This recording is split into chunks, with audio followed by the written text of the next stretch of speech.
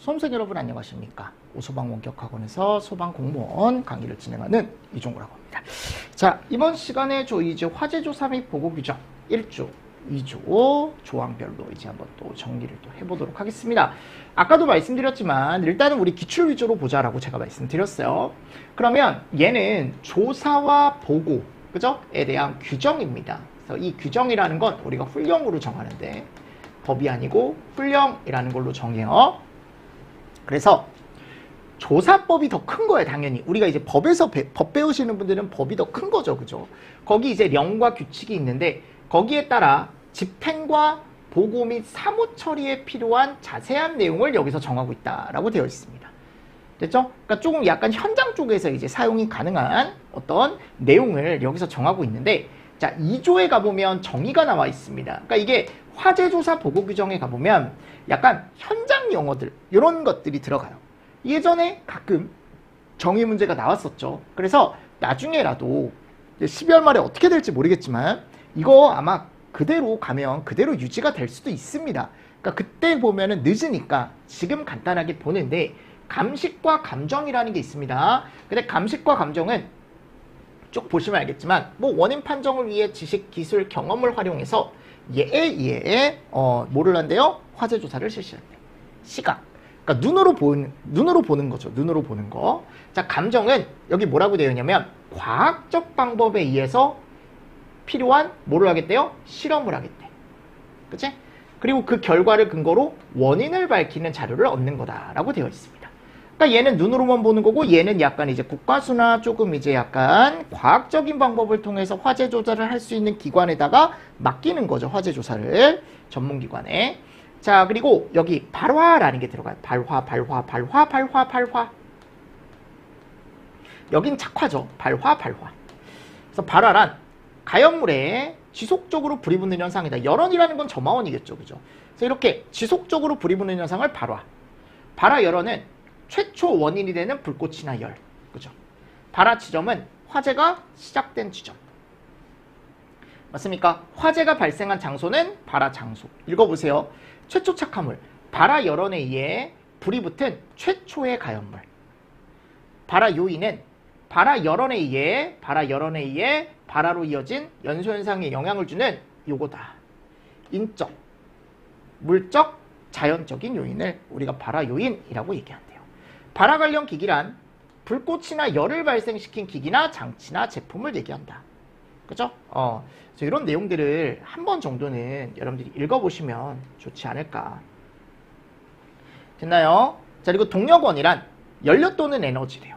그러니까 발화 관련 기기를 동작시키는, 그죠? 연료나 또는 에너지를 얘기하며, 연소 확대물이란 연소가 확대되는 데 있어서 결정적인 영향을 미친 가연물이래. 그치?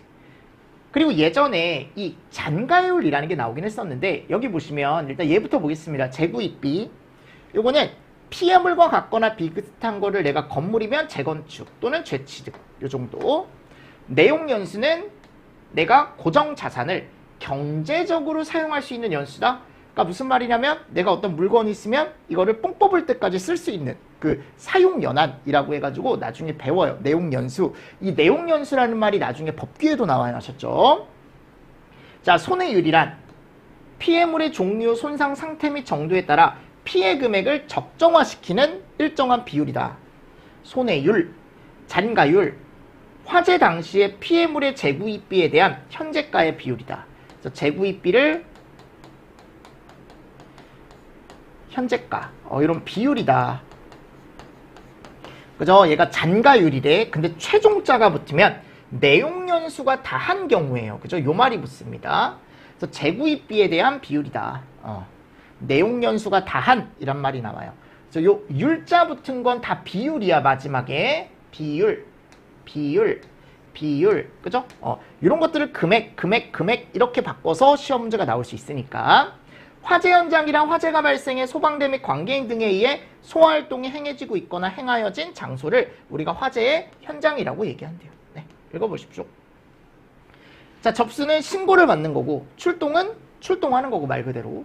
도착은 도착하는 거고, 선착대는 현장에 가장 먼저 도착한 소방대를 우리가 선착대라고 얘기한대요. 초지는 소방대 소화활동으로 화재 확대가 현저하게 줄었대. 그러니까 화재 확대 위험이 현저하게 줄었대요. 또는 없어졌대요. 잔불 정리.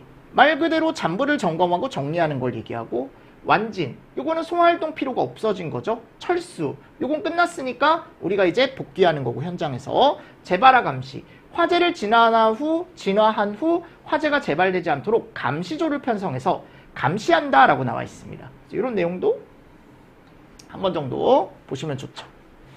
됐습니다. 그래서 도착, 선착대, 초진, 잔불 정리, 완진, 철수, 재발화 감시에 대한 정의도 들어가 있습니다. 근데 많이 나오진 않아요, 여러분들. 그래서 여기서 얘기하는 걸 제외하고는 법에서 얘기하는 걸 기본으로 가겠다라고 되어 있습니다. 자, 이제 3조로 가겠습니다. 조사 개시 및 원칙. 자, 읽어보세요. 밑줄 친 거. 조사관은 화재 발생 사실을 인지하는 즉시 조사를 실시한다. 그리고 소방관서장은 조사관을 교대조별로 2인 이상, 그죠? 우리가 조사 부서가 따로 있잖아요. 그 조사 부서에 소방 공무원을 2인 이상 꼭 배치를 하래요. 그리고 그 안에 장비 시설을 기준 이상으로 확보해서 조사 업무를 수행하도록 해라. 조사는 물적 증거를 바탕으로 하고 과학적인 방법을 통해 합리적인 사실의 규명을 원칙으로 한다라고 되어 있습니다. 그래서 화재 조사에 대한 개시와 그 개시를 할 때 어떤 지켜야 되는 원칙까지 지금 나와 있는 거죠. 자, 4조. 화재조사관의 책임과 의무. 조사관은 조사에 필요한 전문적인 지식과 기술 습득에 노력을 해서 능률적이고 효율적으로 수행하래. 그치?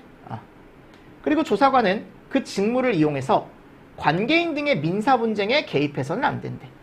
그러니까 이게 책임과 의무예요. 조사관의 책임과 의무라고 나와 있습니다. 맞죠? 그래서 이런 개념들 같이 보세요. 책임과 의무에 대한 게 나와 있습니다.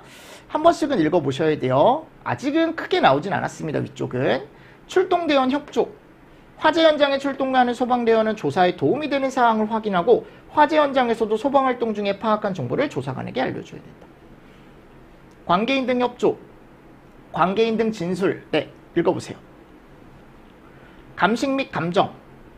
소방관서장은 조사지 전문 지식과 기술이 필요하다고 인정되는 경우 국립소방연구원이나 또는 감정기관에 감정을 의뢰합니다. 관서장은 과학적이고 합리적인 원인 규명을 위해 화재 현장에서 수거한 물품에 대해 감정을 실시하고 원인 입증을 위한 재현 실험 이런 걸 할 수 있대요. 구조 화재 유형.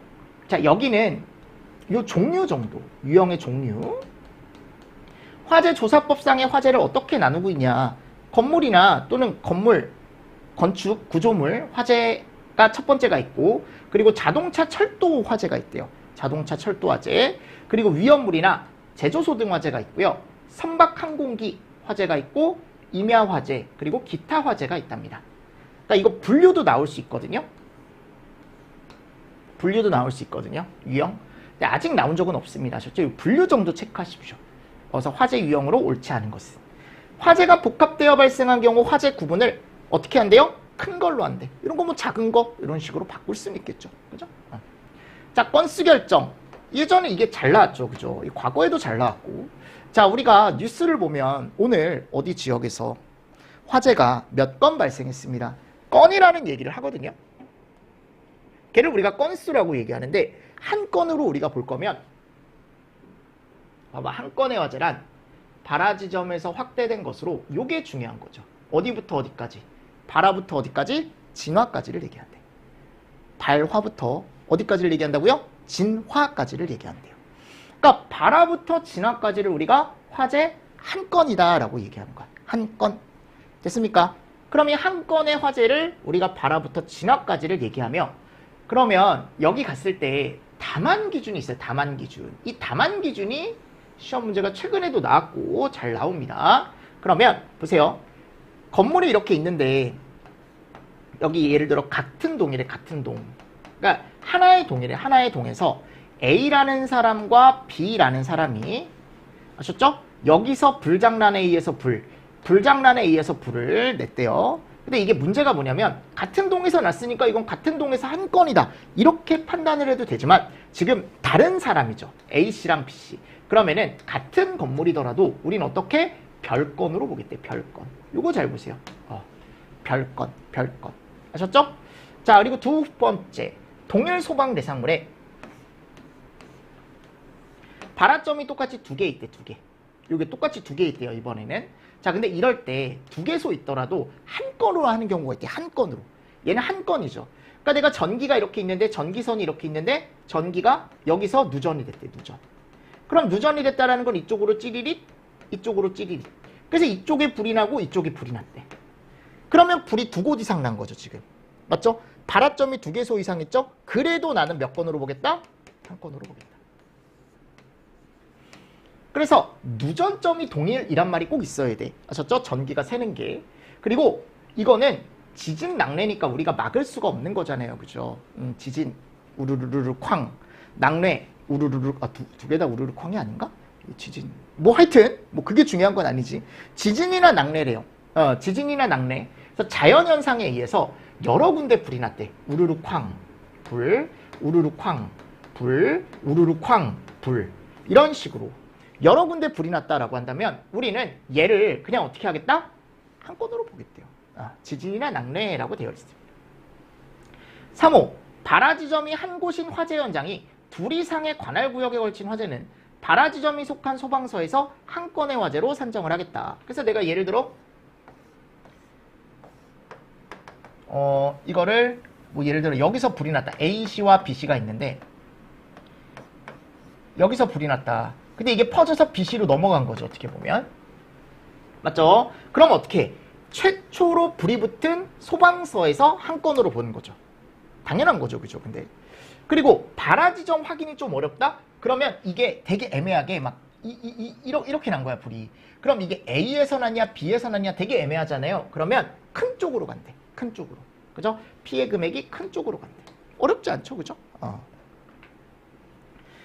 자, 그래서 건수 결정은 시험 문제가 나왔었으니까 요 10조는 좀 잘 정리를 해두셔야 됩니다. 혹시 모르니까. 일시 결정도 잘 나와요. 요것도 보기로 요즘 출제가 됐었는데 일시라는 건 이제 언제 났다라는 걸 이제 결정하는 건데 얘와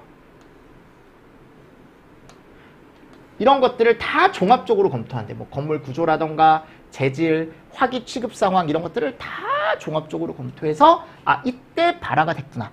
발화 일시라는 걸 결정을 할 수 있대. 근데 다만 자체 진화 등 사후 인지, 그러니까 이미 발생한 다음 내가 좀 뒤에 한 거죠.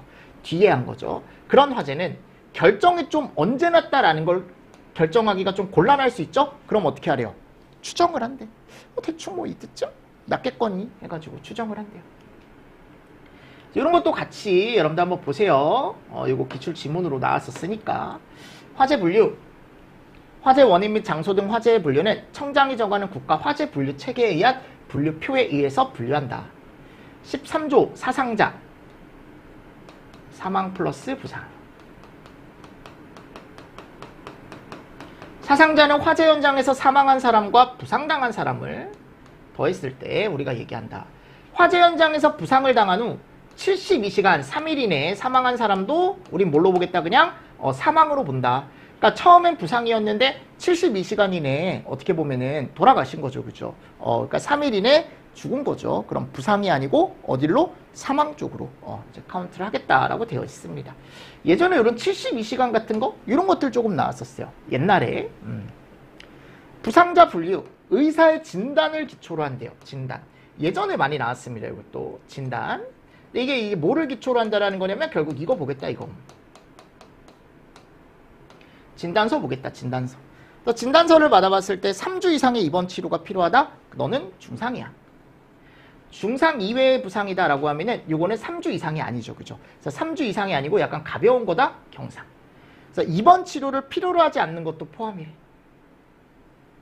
그죠? 다만 병원 치료를 필요로 하지 않고 단순하게 연기를 흡입한 사람은 제외하겠다. 제외하겠다라고 되어 있습니다. 그러니까 이 부상자 분류는 여러분들이 부상의 정도에 따라서 중상과 경상으로 구분할 수가 있다라는 거 한 번 정도 잘 보시고 넘어가 주시면 좋을 것 같고요. 이런 것도 예전에 많이 나왔었습니다. 자, 최근엔 거의 안 나왔고 15조 이것도 옛날에 가끔 나왔어요. 동수 산정. 그러니까 이게 건물이 2개 이상 있으면 이 건물을 한 동으로 볼 거냐 아니면 이 건물과 이 건물을 각 동으로 볼 거냐 이런 게 나오거든요. 그럼 먼저 동수 산정은 별표 1에 따른대. 그치? 그럼 동수 산정에 갔을 때 우리가 1번부터 4번까지가 나와 있습니다. 여기는 다 같은 동으로 하는 경우에 하셨죠? 그러니까 한 동으로 하는 경우야. 같은 동, 한 동으로 하는 경우예요.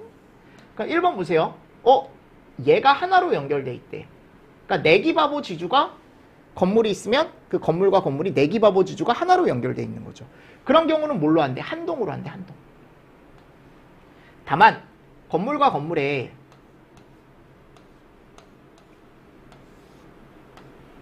여기 뭐가 있대요?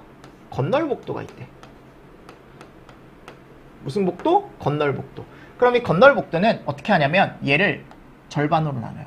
근데 건널복도 뭔지 아시죠? 제가 예를 들어 이제 많이 가는 곳이 명동에 많이 놀러 가는데 집에서 그렇게 멀지 않습니다. 명동. 1시간 정도만 가요. 뭐 예를 들어 갔어요. 갔는데 이제 거기 가보면 명동 롯데가 있단 말이야. 엄청 커요. 명동 롯데가. 요 한 건물이 있고 여기는 이제 우리가 보통 이제 어린애들 또는 이제 청소년들 약간 이제 젊은 사람들 있는 옷 파는 곳이 따로 있고 영프라자라고 얘기하나? 영프라자 맞는 것 같아요. 영프라자가 있고 여기 이제 본관이 있거든요. 그러면 얘가 원래 본관에 있던 사람들이 1층으로 내려와서 이렇게 올라가야 되는데 불편하니까 이걸 한 5층? 6층인가 5층쯤에서 얘를 연결을 해놔서 이 본관 5층에서 바로 영프라자로 넘어갈 수 있게 건널복도라는 걸 설치해요. 그럼 이 건널복도가 있을 때 건널복도를 절반으로 분리해서 여기를 각동으로 본대. 각동. 그죠? 그러니까 이게 특이한 거죠. 건널복도가 있으면 얘를 절반으로 딱 분리해서 여기 따로. 그러니까 이게 특이한 겁니다. 그래서 기본적으로 우리가 주요 구조부가 하나로 연결되어 있다라고 한다면 한 동이 맞아요. 그죠? 근데 건널복도가 나오면 절반으로 분리해서 각동이라는 게 나와야 된다고요. 두 번째, 이번 외벽을 이용했대. 뭐를 이용했다고? 외벽. 그래서 실을 만들었대요. 근데 그게 이런 용도로 사용을 한대. 그러면 같은 동으로 본대. 자, 여기 주건물, 여기 실을 따로 만든 거죠. 근데 이게 외벽을 그냥 그대로 이용한 거야. 그대로 이용했는데 여기다가 헛간, 목욕탕, 그죠? 작업실, 사무실, 기타 건물 용도로 사용을 하고 있다. 그러면 여기를 그냥 같은 동으로 보겠대. 아셨죠? 같은 동으로 보겠다. 같은 동으로 보겠다. 자, 세 번째, 구조는 관계없다. 자, 지붕. 그리고 또는 이 실도 안쪽에 하나로 연결이 되어 있으면 같은 동으로 본다. 그래서 지붕과 실이 하나로 연결되어 있다. 그럼 그냥 같은 동이래요. 목조 또는 내화조다. 그러니까 건물 자체가 목조나 내화조. 그러니까 목조라는 건 나무고 내화조라는 건 콘크리트겠죠. 격벽으로 방화구역이 되어 있다. 이게 격벽이거든. 여러분들 요거 그럼 이 격벽으로 되어 있다라고 한다면 얘 두 개를 어떻게 보겠다? 같은 동으로 보겠다. 이 격벽이라는 게 뭐냐면 그냥 가벽 같은 거예요. 그러니까 살짝 불을 견딘다라기보다는 잠깐의 약간 임시방편 정도로만 생각을 해주시면 돼요. 그래서 이렇게 격벽이 있으면 이게 확실히 나눠져 있는 게 아니기 때문에 그냥 같은 동으로 본다라고 되어 있습니다. 5번, 독립된 건물과 건물 사이에 차광막, 비마기 등의 덮개를 설치하고 그 밑을 통로로 사용하는 경우는 다른 동으로 한다. 그래서 여기 독립된 건물과 건물이 있는데 이 중간에다가 차광막이나 비마기,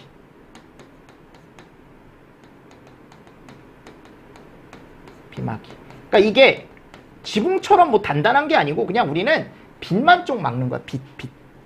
또는 비만 좀 막는 거죠. 그래서 이 밑을 사람들이 이렇게 왔다 갔다 하는 통로로 사용한대. 통로로. 그러면 여기는 어떻게 한대요? 다른 이걸로 연결이 돼 있다 하더라도 그냥 다른 동으로 해도 된대. 조명 유리 등으로 비마기를 설치하여 지붕과 지붕이 연결될 그러니까 이런 그림. 그러니까 똑같이 지금 차광막이나 비마기 이런 것들이 이제 설치가 되어 있으면 앞에 사람들이 밑으로 이제 왔다 갔다 할 수 있으면 이거는 그냥 어떻게 보겠다? 다른 동으로 보겠다. 다른 동. 그러니까 5번에서 이제 나머지는 다 다른 동이에요. 6번, 내화조 건물의 옥상에 기본 건물이 이렇게 있는데 이게 내화래. 내화 건물이래. 근데 위에다가 건물을 하나 더 올리는데 이 건물이 좀 성능이 좀 떨어지는 거죠. 내화보다. 목조나 방화구조. 자, 얘가 어떻게 설치되어 있대요? 별도로 설치되어 있대. 그럼 이거는 다른 동으로 하래. 아셨죠? 다른 동으로. 근데 이게 기능상 하나다. 그러니까 서로 연결이 돼 있다.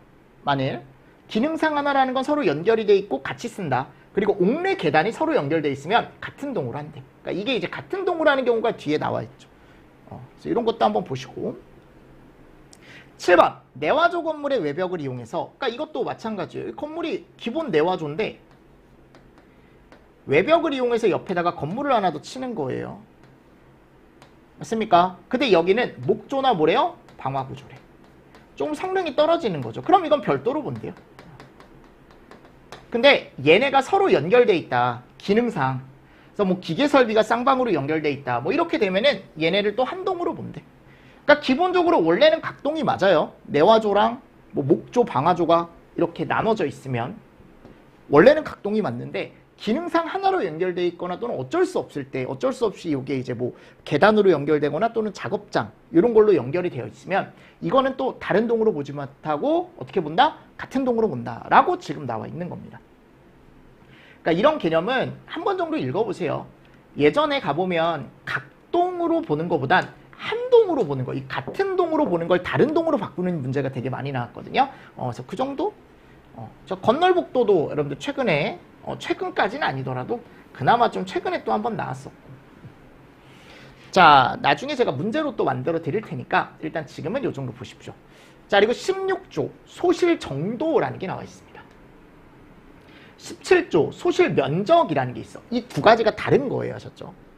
무슨 말씀인지 아시겠죠? 자, 그러면 건축 구조물의 소실 정도는 자, 세 가지 이걸 알고 계셔야 돼. 전소, 반소, 부분소.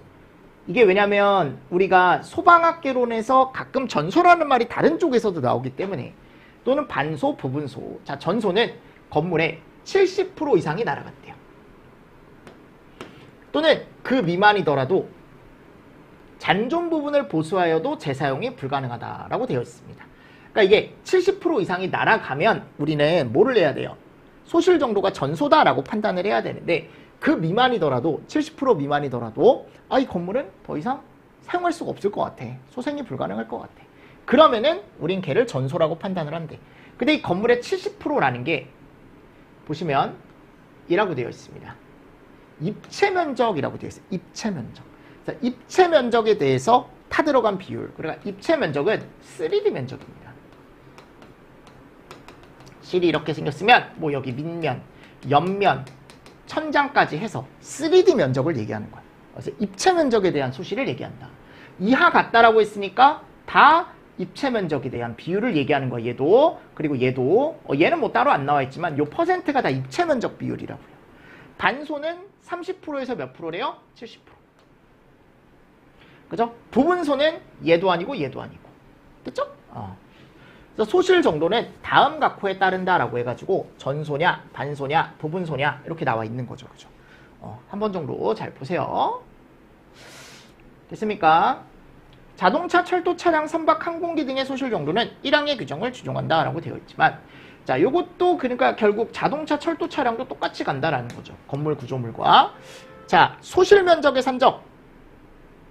얘는 정도가 아니고 면적이죠. 바닥 면적만 따진대 얘는. 입체 면적이 아닙니다. 바닥 면적만 따진대요. 됐죠? 그래서 요거를 뭐 입체 면적으로 바꾸거나 또는 얘 소실 정도에서 얘 입체 면적을 뭐 바닥 면적으로 바꾼다거나 뭐 이런 식으로 시험 문제가 나올 수 있기 때문에 매체 면적과 또 바닥 면적에 대한 소실에 대한 정도 또는 면적 요 산정 방법 요거를 확실하게 구분을 해 주십시오. 확실하게. 자, 18조 화재 피해 금액에 대한 산정이라고 들어가 있습니다. 자, 요거는 화재 피해 금액은 화재 당시의 피해물과 동일한 구조, 용도, 질, 규모를 재건축 또는 재구입하는 데 소요되는 비용, 그죠? 소요되는 가액에서 경과 자, 이게 꼭 들어가야 돼. 감가. 왜냐면 중고기 때문에 결국은 중고 물품이기 때문에 감가 공제를 하고 현재 돈, 현재 가액을 산정하는 실질적 또는 무슨 방법? 구체적인 방식을 따른다라고 되어 있습니다.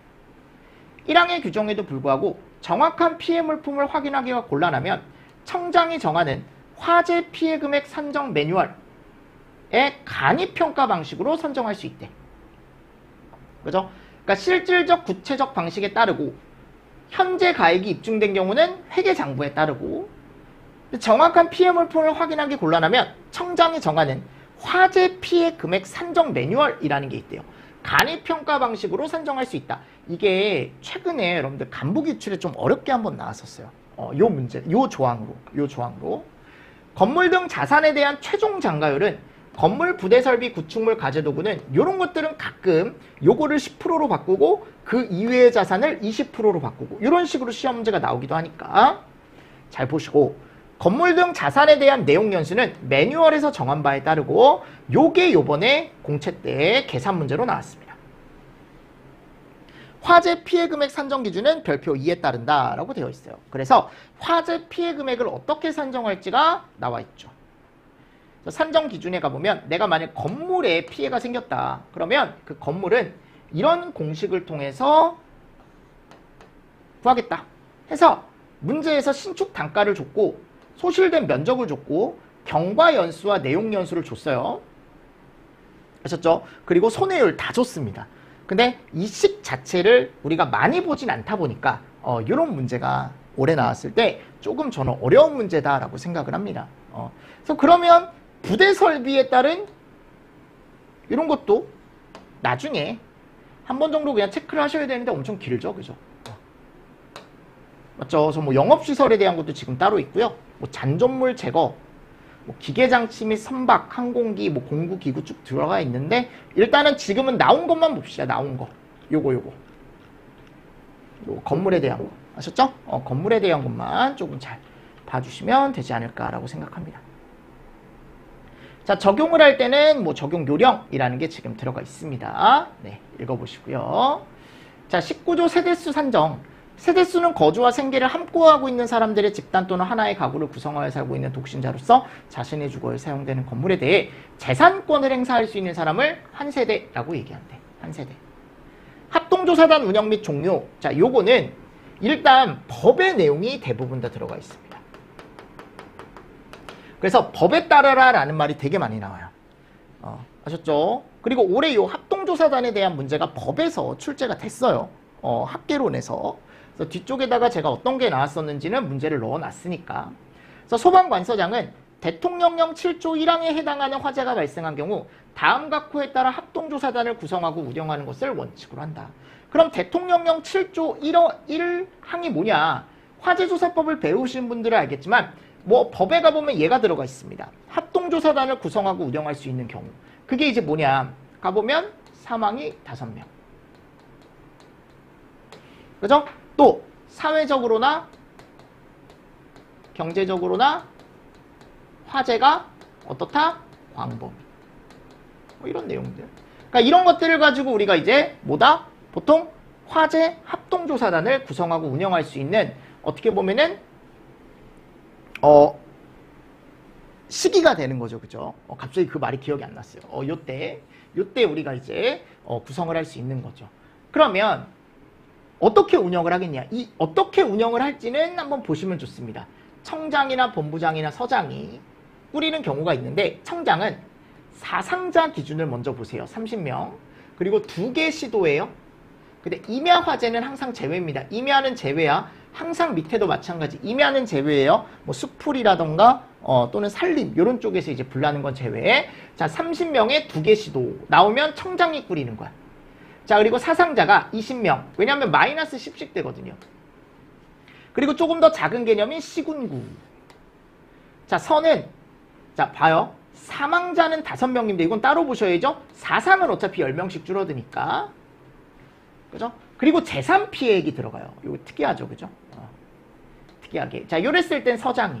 자, 청장은 2개 시도가 들어갔고 본부장은 2개 시군구가 들어갔는데 여기는 2개 들어가 있는 게 아니고 재산 피해가 들어간다. 1항에도 불구하고 소방관서장은 07조 1항 1호 및 소방기본법 시행규칙 3조 2항 1호에 해당하는 화재에 대해 합동조사단을 구성하고 운영할 수 있다. 그래서 0제7조 예죠. 아까 얘기했던 게 예죠. 그리고 시행규칙 있죠. 요게 이제 3조 2항 1호 얘가 뭐냐면 119 종합상황실이라는 게 있는데 그 119 종합상황실에 상부보고화재입니다. 그래서 법 하시는 분들은 알 거야, 여러분들. 근데 법을 안 들으시는 분들은 제가 아래다 넣어놨으니까 이따가 한번 보세요. 관서장은 0 제7조 2항과 0 제7조 4항에 해당하는 자 중에 단장 1명과 단원 4명 이상을 단원으로 임명하거나 위촉한다. 이런 0이 다 어디 들어가 있는 거냐면 화재조사법 시행령에 들어가 있는 겁니다. 정보를 수집해라, 업무를 종료하고 해산한다 라고 되어 있습니다. 그래서 다음에 가보면 제가 읽어볼 거 제가 다 넣어놨거든요. 그래서 관서장은 봐봐. 7조 2항과 7조 4항에 해당하는 자 중에 뽑아라. 그래서 7조 2항에 가보면 그죠? 단원을 할 수 있는 사람들이 나와 있습니다. 단원을 할 수 있는 사람. 그래서 요 정도는 한번 보시면 좋습니다. 이거 단원은 누가 할 수 있는지. 조사관. 3년 이상인 소방 공무원. 그죠? 그리고 3년 이상 조교수에 재직한 사람. 산업기사 이상의 자격을 취득한 사람. 그죠? 그래서 이런 3년 정도 잘 보세요. 조교수 3년 이런 거. 업무 3년 이런 거. 단원이 될 수 있대요. 또는 여기 갔을 때 임직원들, 필요한 임직원들도 파견 요청해서 그 사람들도 데리고 갈 수 있다. 그리고 단장은 단원 중에 소방관서장이 임명하거나 위촉하고. 자, 보고하는 거 나와 있네요. 그죠? 화재 조사가 끝나면 관서장에게 보고를 해줘야 된다라고 되어 있습니다. 그래서 제가 아까 기본법 시행규칙에 갔을 때 종합상황실 상부보고화제라는 게 여기 들어가 있죠. 그죠? 이런 것들 한번 읽어보세요. 특히 요게 아까 종합상황실 상부보고화제거든요. 법 하시는 분들은 다시 한번 복습하시고 법 안 하시는 분들은 이게 상부보고화제구나 라고 알고 계시면 좋을 것 같습니다. 자, 조사에 필요한 서식은 다음과 같다. 세부 내용 제가 생략했습니다. 이거는. 자, 보고. 자, 보고에 대한 것도 이제 우리가 보고를 해야죠. 위쪽에다가 지체 없이 화재구조 구급상황 보고서를 작성 보고하고 최종 결과 보고는 요 날짜 정도. 기본법 시행규칙에 해당하는 화재. 자, 요게 뭐라고요? 119 종합상황실 보고화재.